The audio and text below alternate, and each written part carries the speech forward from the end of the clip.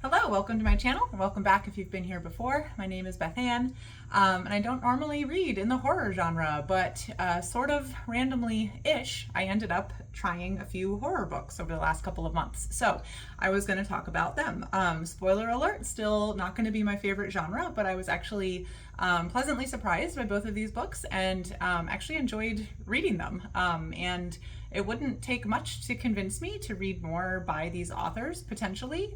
Might not be at the top of my priority list, but definitely there's some interest there. So I'm going to talk about it. So the two books I'm going to talk about, the first is The Atrocity Engine by Tim Waggoner, and the second one is a collection of short stories, Managing and Other Lies by Willow Heath. I will try to remember to put timestamps down below if you're interested in one and not the other. And I read both of these books on my Kindle, so I will put up cover photos, hopefully. All right, so The Atrocity Engine by Tim Waggoner. This is supposed to be the first in a series, but I believe it's the only one that's out.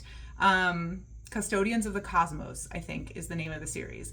And I just really liked the idea behind this series. So it's a world, you know, the world is ours, it's Earth, except that there is something called the Gyre, if I'm remembering correctly, out in the universe that is sort of sucking things in and releasing entropy. And so like basically there's this drive towards entropy or chaos, and there are sort of multi-dimensional beings that are trying to drive the universe towards increasing entropy.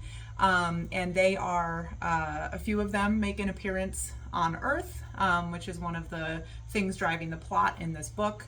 And they have, you know, sort of like, I mean, they have like multi-dimensional powers. I mean, sort of like magic powers, like they're very powerful beings. But they're evil and they're enjoying like the slippery slope down into entropy. So at this point, they sort of operate behind the scenes. They like to manipulate people and make people do sort of evil acts and chaotic acts and that sort of thing. They're called the Multitude, so members of the Multitude. And this is Pooh Bear, who needs to be in front of me at all times. So, so we have the Multitude, who are creating chaos on Earth.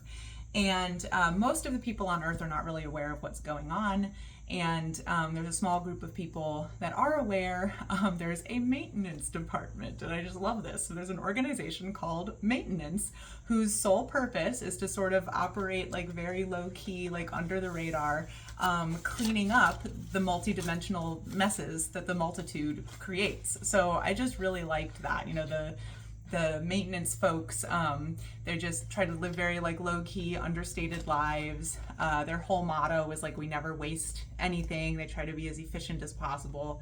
And in the book, we're following two maintenance employees as they are trying to wrestle with these multi-dimensional beings. And so, you know, there's a particular storyline. There's one member of the Multitude who's causing chaos, and two members of the maintenance team that are sort of really trying to take her on and keep things under control.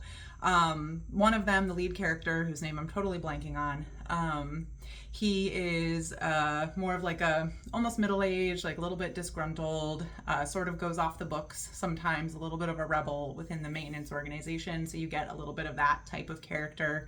You get some of his tensions with his superiors. He's got some dark things in his past. His previous partner in maintenance, because they always go out in pairs because it's a dangerous job. His previous partner died on the job, and so he's dealing with some of that trauma and the fallout from that. And then we're following him with his new partner, because he's now been assigned a new partner who he's training and bringing up in the maintenance world. And she's really interesting, and I'm blanking on her name as well, but you know, she's new, wants to do a great job. She's paired with this like slightly bitter, tough character, and starts to take after him a little bit, become more willing to break rules. And she is a little bit of an opening into potentially some shady dealings that members of maintenance might be doing, so they might not all be as clean cut and dedicated to the cause as they appear. So the elements of horror were mostly just related to the actual like things that happen in this release of entropy. So you know, some things were pretty gross. Like at one point there's a big monster that's basically made up of a bunch of zombies like all smushed together. So, you know, sort of that sort of horror elements, but nothing like super extreme, or what I would consider to be extreme. There's not a lot of like psychological stuff going on. It's kind of monsters and some violence, but definitely not over the top. So as a non-horror reader, I enjoyed it. I thought it was pretty well written, and I liked this idea. I loved the maintenance department idea that are just quietly trying to defeat multidimensional beings on planet Earth. So it was a really fun read. It was the sort of thing I would just pick up and read a chapter before bed, and kind of enjoyed that. So. All right, the next thing I want to talk about is Managing and Other Lies by Willow Heath. Willow is a booktuber who does really great book reviews. Our reading preferences don't overlap a lot, so she's actually a very new discovery for me on BookTube, but I really appreciate the way that she talks about books. She definitely reads a lot of horror and has written a short story collection that is horror, and so I had just found her channel, saw that she had a new release out, her first published book, and I was like, oh, I'll give that a try. So I got it on Kindle, and like any short story collection, there were some stories that I really liked. There were other stories that didn't hit the mark for me. One thing I liked about this whole collection is that it's all queer short stories, queer focused, although I think it's the last short story. There's one that maybe isn't, there wasn't anything overtly queer about it, but it was one of the shorter stories, and I think towards the end. But so the bulk of the collection, in terms of the number of stories and in terms of the page count, is very, very queer. And I really like that. And so I would say the story that's sort of the centerpiece and is the longest story in the collection is we're following someone who's basically signed up for a housekeeping job to take care of like an old house on the edge of town in like an English village. And this main character is definitely genderqueer, so we get a little bit of their explorations with gender, and then some like sort of supernatural-ish or maybe psychological-ish. Like you never know exactly what's going on, but it turns out there are some interesting people living in this house who may or may not be real. I read the story as them not being real and being in the mind of the main character, but I think you could read it multiple ways. But anyway, and there's a fair amount of body horror. So I would say that a lot of the stories are centered on the trans queer experience, and Willow herself is trans. And so that really comes through. So you get sort of feelings of body dysmorphia from some of the stories, and you get body horror and sort of this just like exploration of gender identity and relationship with the body, and ways that can kind of like break down, like it's kind of challenged in some of these stories. And I really like that. I mean, they were uncomfortable to read, but like not in a bad way, because it felt very thematic. It really felt like I was sort of exploring with the characters, or sort of experiencing with the characters in a way, if that makes sense. It wasn't sort of purposeless. So yeah, I really liked these stories. I thought that the backbone story, the housekeeper taking care of the house, was really good. There were a few points, I mean, this is a debut book, so especially in that longer story, there were a few things where it almost felt like a hint towards a different plot line that then never got fully developed. Like it almost felt like the start of a novel in some ways. I really think it could be that we've been given like the first few chapters of a novel, and that could actually turn into something much larger, because there were like those hints, those pieces. And so that was a little bit frustrating to get to the end of the story and be like, well, wait, what about this one direction, right?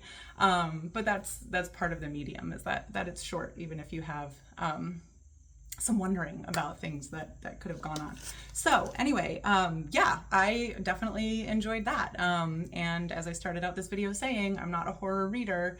Especially body horror, can have a real ick factor for me, because I live in a body. So then body horror, it's hard not to imagine it with your body and be like, ick. But as I was saying with that story, like that was really well done in the short story collection. I feel like the body horror really served a purpose, and really was just, thematic, and really taught me a lot about these characters. So I also thought I would just, because it is a short story collection and I don't remember all the titles and everything, I thought I would just say some of the snippets of what the stories are about. So I've talked about the housekeeper story. But then there's a few other things that are like very appropriate to our times. So one of the stories, the little snippet is, Faye is a YouTuber who enjoys reviewing movies. When she takes pity on a lonely and obsessive fan, she finds herself falling into something dark and deeply distressing. So that one was interesting because of the relationship between a fan and an online personality. And you get the fan descending into a very dark place. Then there was one, oh yeah, so trans teen runaway Mel is hitchhiking, hoping to reach London when she is picked up by a woman who seems at first to be a kindred spirit, but there is something gnarled and twisted hidden beneath the surface. I enjoyed that one as a reflection on the political landscape, in a way, political social landscape. There's really kind of two twists in that one, and I sort of enjoyed them both in a very like dark humor sort of way. I was really rooting for Mel in that one. So yeah, just there were definitely some good stories in here. It was a debut collection, so I think some of the like pacing and the length of the stories, could have been ironed out a little bit better. But overall, I solidly enjoyed it. Like, it was really interesting, and some of the stories were quite creative. Some of them really spoke to the moment that we're in. Yeah, I would definitely recommend these to anyone who is at least curious about horror and queer horror in particular. So that's what I've got for today. Don't expect more horror anytime soon on my channel, probably, because it's not something I prioritize, as I've said several times, but I'm very glad that I gave these two books a try. They were fun reads this summer for me. So if you're watching this video, do you read horror? Have you read horror? What are your thoughts on the genre? And are there any other books I should try? Because I'm always open to trying new things. I can always DNF something if I don't like it. All right, that's it for me today. Thanks for watching, and I'll see you all in the next video. Bye.